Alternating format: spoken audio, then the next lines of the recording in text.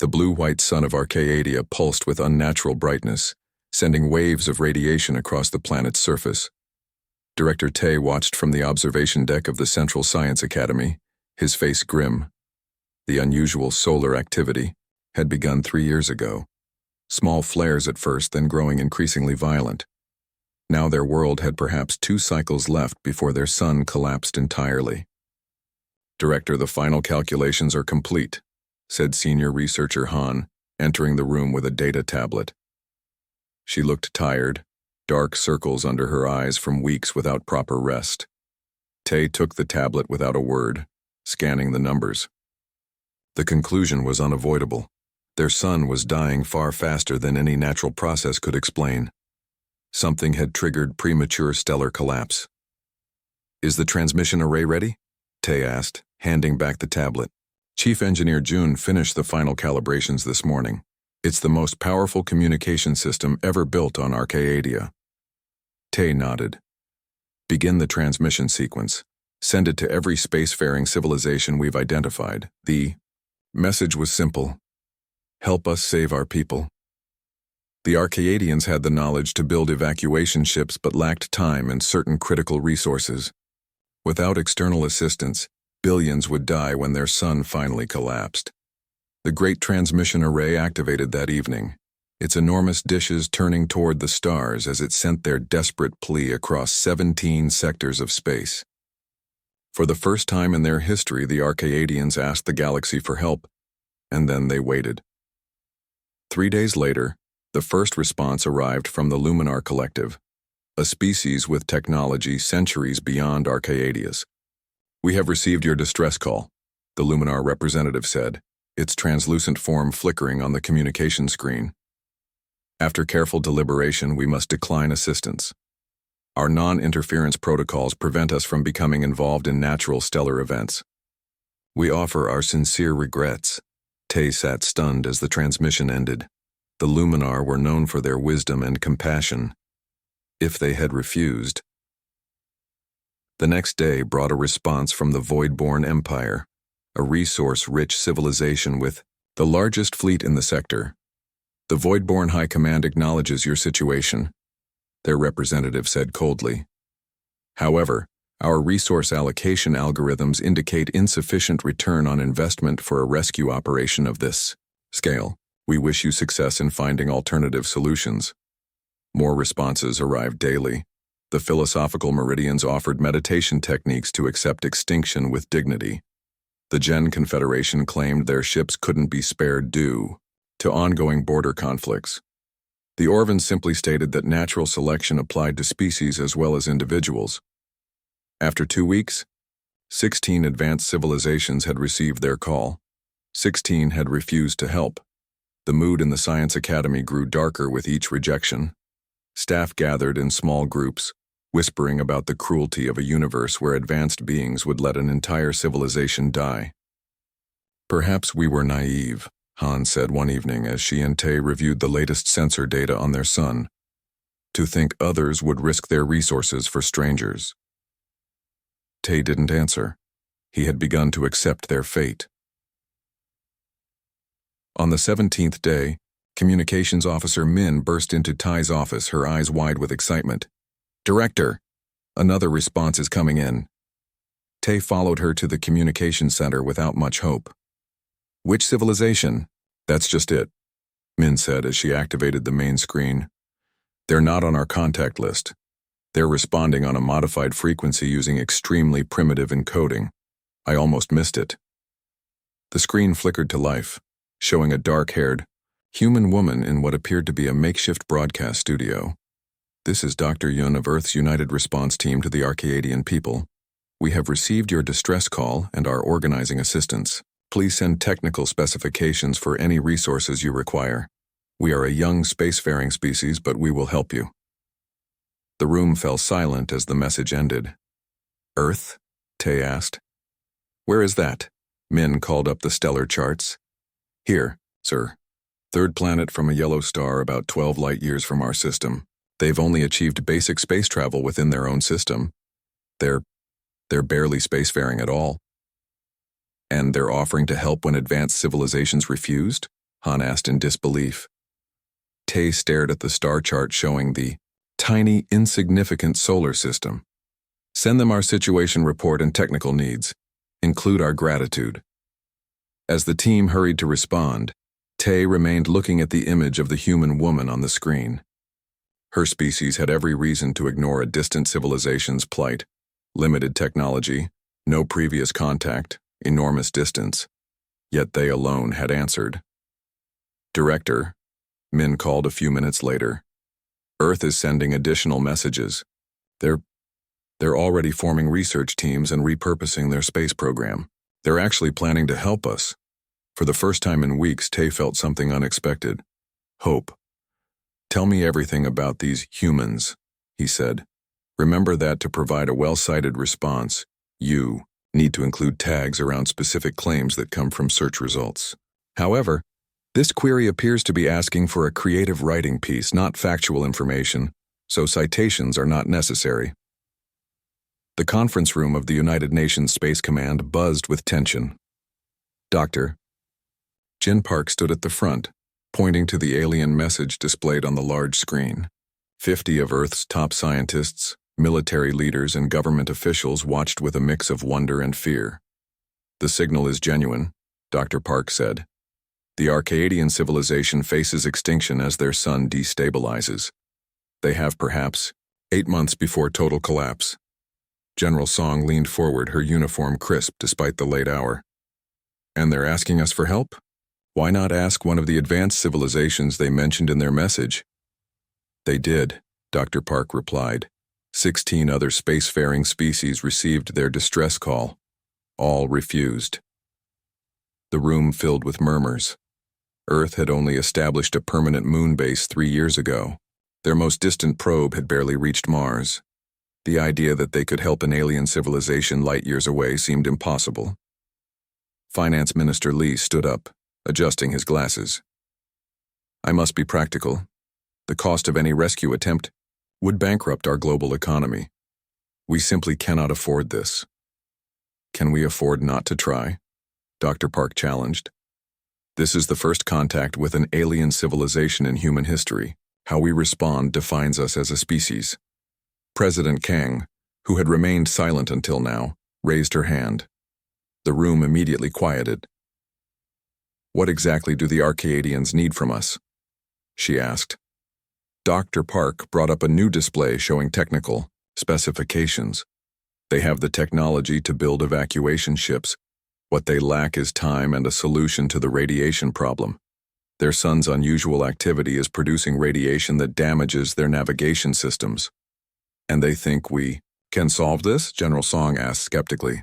Earth vessels use different technology. Our navigation systems are more primitive, but potentially more resistant to their sun-specific radiation signature. The debate raged for hours. Scientists argued technical possibilities while economists calculated costs.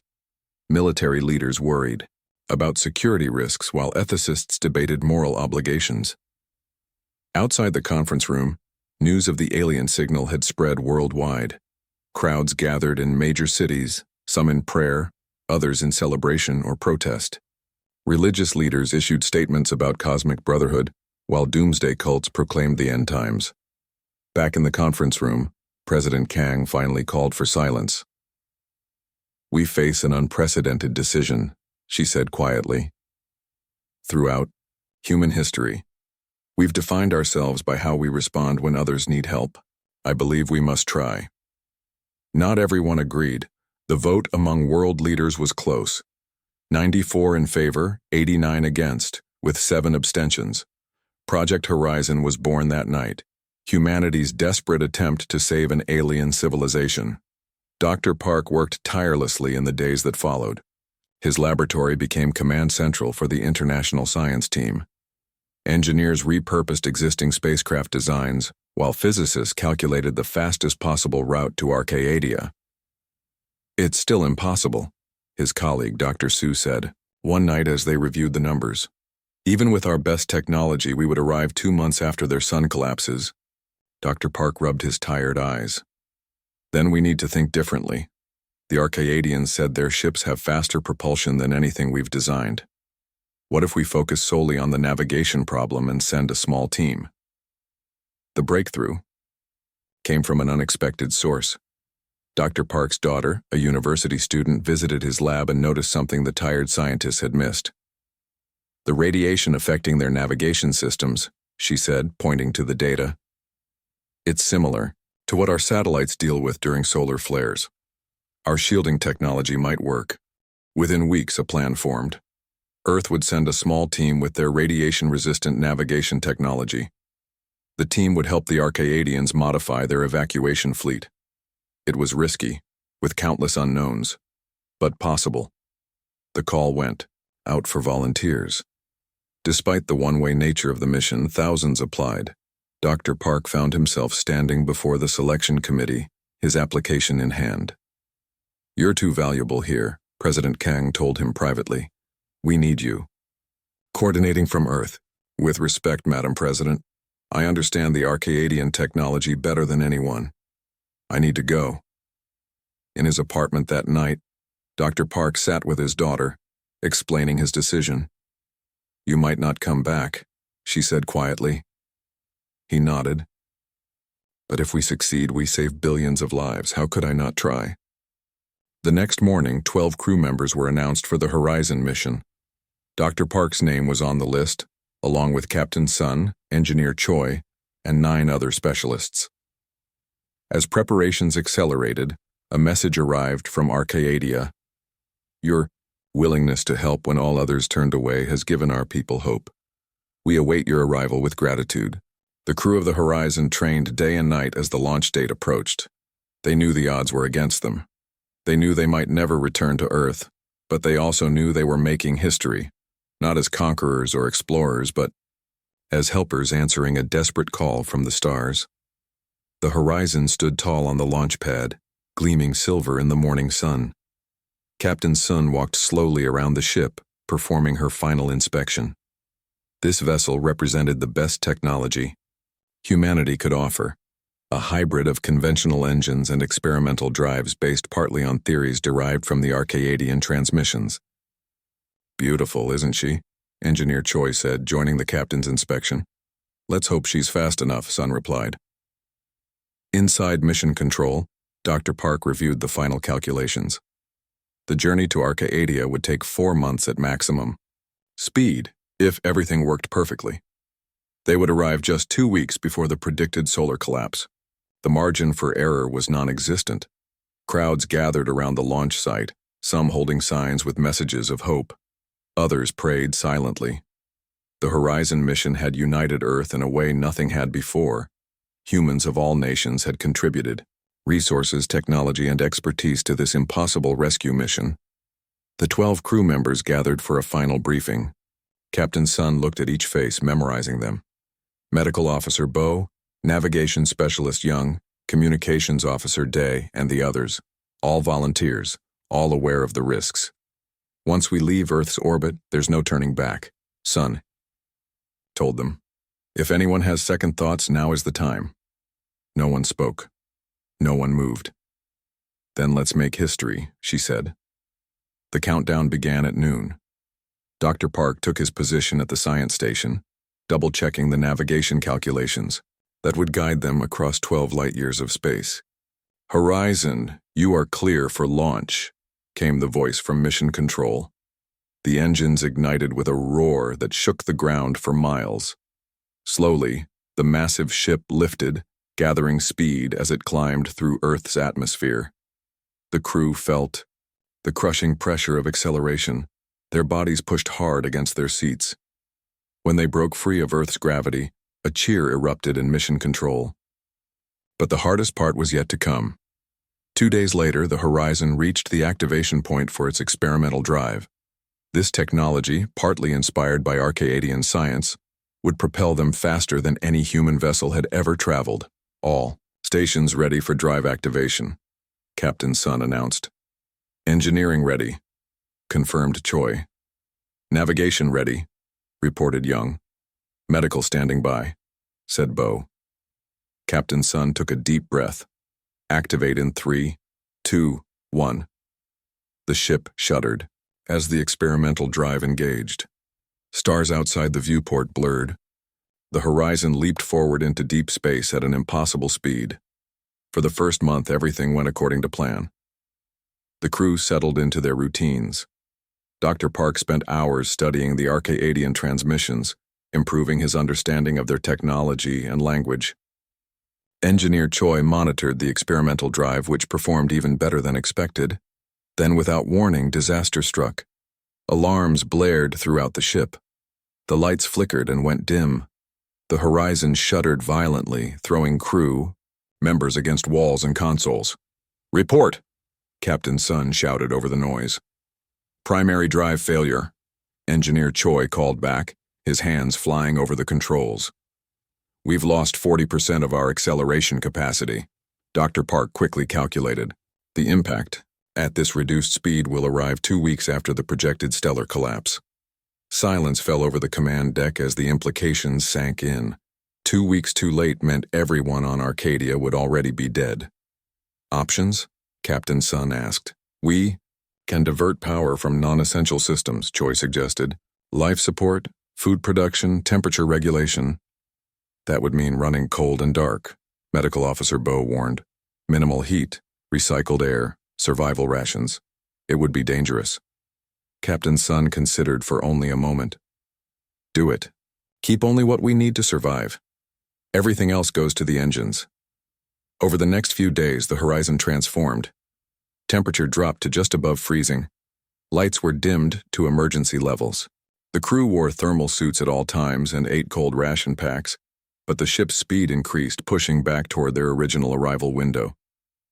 Weeks passed in cold discomfort. Then another system failed. Oxygen recycling degrading to 80%. Efficiency. The crew began rotating through sleep shifts to reduce oxygen consumption. Communications. Officer Day discovered he could increase transmission strength by manually adjusting the array's position every 4 hours. He slept in the communication bay, waking dutifully to make the adjustments. Navigation specialist Young developed ice crystals in her lungs from the cold, dry air. Medical Officer Bo treated her while continuing his own duties. 3 months into the journey, they lost 2 crew members when a power surge caused an explosion in the lower deck. Engineer Choi and Dr. Park worked for 30 hours straight to repair the damage, collapsing from exhaustion afterward. Captain Sun maintained the log, recording each sacrifice, each innovation, each moment of courage. The Archaeadians asked for help, she told the crew during their darkest hour. "And we will arrive." Against all odds, the horizon's speed stabilized. Their new arrival calculation showed they would reach Archaeadia 3 days before the final solar event, cutting their margin thin, but still possible. As they entered the Archaeadian star system, the dying sun flared violently, bathing the horizon in radiation. The human navigation systems, more primitive but hardier than Archaeadian technology, continued functioning. "Send the signal," Captain Sun ordered. "Tell them we've arrived." The message was simple. "This is Earthship Horizon. We heard your call. We are here to help." The horizon limped into Arcadian orbit, its hull scorched by radiation from the dying star. Through the viewport, the crew saw a blue-green planet much like Earth, but with 2 small moons and strange circular continents. The star behind them pulsed with unnatural light, sending waves of energy across space. "Look at those ships," Navigator Young whispered, pointing to thousands of large vessels in orbit around Archaeadia. The evacuation fleet was massive, far beyond what humans could build. Each ship could hold tens of thousands of refugees. Communications Officer Day adjusted his headset. "We're receiving a transmission from the surface." The screen flickered to life, showing Director Tay's face. His skin was pale blue, his eyes large and dark. He looked at the humans with an expression of wonder. "You actually came," he said, his words translated by the system the 2 species had developed over months of communication. "When your signal arrived saying you had entered our system, many still did not believe it possible." Captain Sun stepped forward. "We promised we would come. We keep our promises." The landing pad outside the Arcadian Central Science Academy was surrounded by crowds when the Horizon shuttle touched down. The human crew stepped out wearing protective suits, not because the air was toxic, but because their immune systems weren't prepared for Arcadian biology. Director Tay waited with researcher Han and engineer June. They were taller than humans, with slender bodies and six-fingered hands. They wore formal blue robes with silver patterns that seemed to move in the light. "Welcome to Arcadia," Director Tay said, bowing slightly. "Though I fear you have arrived in time to witness its end." Dr. Park removed his helmet after the airlock. Cycle completed. "We didn't come to witness, we came to help." Communication was difficult at first.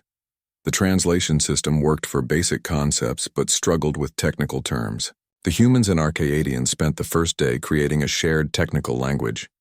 Engineer Choi stared in amazement at the Arcadian evacuation ships. "Your propulsion technology is centuries beyond ours. These ships could carry your entire population to safety. Yet we cannot navigate through the radiation belts our dying sun creates," Engineer June explained. "Our navigation systems fail within hours of activation." Captain Sun watched the star through a filtered window. "That's why the other species refuse to help. The radiation would affect their systems too." "But not yours," Director Tay said. "You're primitive. Forgive me. Your different approach to navigation technology might be immune to these effects." The humans toured the Arcadian Evacuation Center, a massive underground complex where millions of people were organized into groups for boarding. Families carried only small bags of personal items. Children played quiet games while adults spoke, in hushed tones. Despite the imminent danger, there was remarkable order. "Your people are so calm," Medical Officer Bo commented. "They have hope again," Researcher Han replied. "Because of you." In the main scientific facility, Dr. Park examined the Arcadian navigation systems. They were incredibly sophisticated, using quantum principles that Earth scientists had only theorized about, but they were also vulnerable to the specific radiation signature of their dying star. "We can adapt our navigation technology to your ships," Dr. Park explained, "but we'll need to test it." Engineer Choi worked with June to remove a navigation unit from one of the evacuation ships. They brought it to the laboratory where the human crew had set up their equipment. "Your approach is so unusual," June observed as Choi began disassembling both systems. "Humans are good at improvising," Choi replied with a tired smile. Days passed in frantic work. The dying star grew more unstable, sending larger radiation bursts that sometimes knocked out power across the planet. Evacuation ships were prepared, loaded with supplies and the first groups of refugees. But without functioning navigation, they would be flying blind. On the fifth day, Engineer Choi emerged from the laboratory with dark circles under his eyes. He carried a strange-looking device, a hybrid of human and Arcadian technology. "It's ready for testing," he announced. The Wayne. Test flight used a small shuttle. Captain Sun insisted on piloting it herself, taking the hybrid navigation system into the radiation belt. For 30 tense minutes, the shuttle disappeared from sensors. When it returned, Sun's face appeared on the communication screen. "It works," she said simply. The next 3 days were a blur of activity. Human crew members worked alongside Arcadian engineers to modify the navigation systems of every evacuation ship. The radiation from the star intensified, making it difficult to work for long periods. 2 human crew members collapsed from radiation sickness despite their protective gear. As they worked, massive tremors began shaking the planet. The final collapse was beginning. "We're running out of time," Director Tay said, looking at the latest sensor readings. "The star will go critical in less than 48 hours. Captain Sun gathered the human and Arcadian leaders. "Then we start the evacuation now. Begin with the furthest continental settlements and work inward." The massive operation began. Evacuation ships descended to designated zones, loaded thousands of refugees, and launched back to space. Captain Sun coordinated from the orbital command center, directing ships through increasingly dangerous radiation belts. The Arcadians were leaving their home, And despite all odds, they were surviving, thanks to visitors from a distant planet who answered when all others turned away. The observation deck of the Arcadian command ship offered a clear view of the dying world below. Director Tay stood, silently, watching as the final evacuation ships rose from the surface. Each vessel carried thousands of refugees, the last to leave their homeworld. Captain Sun joined him, her uniform wrinkled from days without rest. Dark circles shadowed her eyes, but she stood straight, hands clasped behind her back. 8 billion saved, Tay said quietly. Because you came when no one else would. Sun watched as a violent flare erupted from the unstable star, sending waves of deadly radiation across the planet's surface. We lost 4 of our crew. Was it worth it? Tay gestured toward the viewport where thousands of evacuation ships stretched into the darkness. Ask them.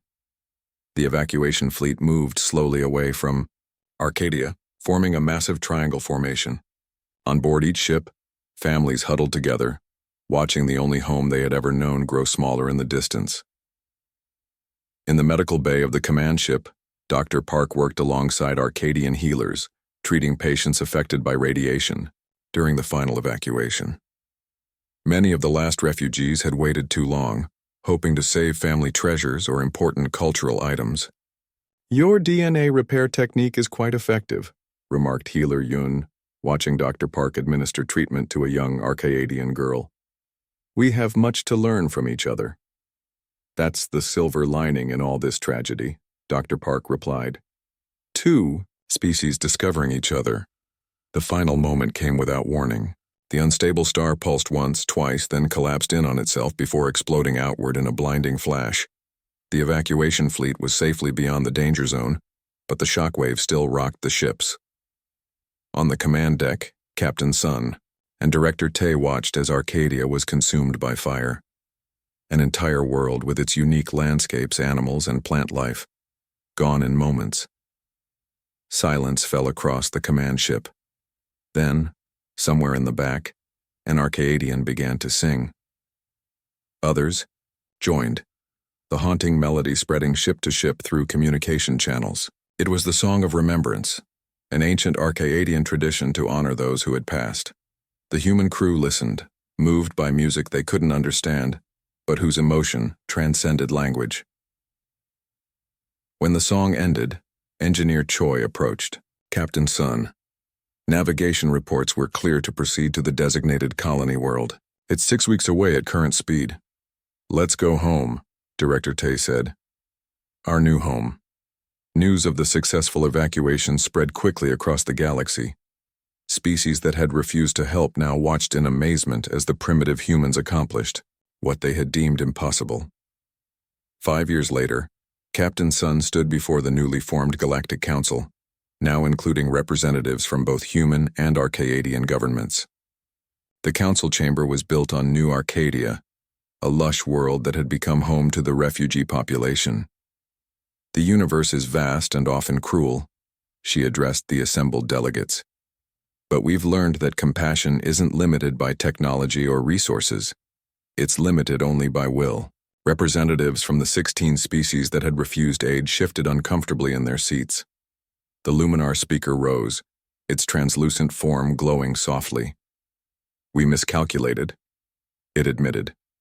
We judged by probability and risk, not by possibility and hope.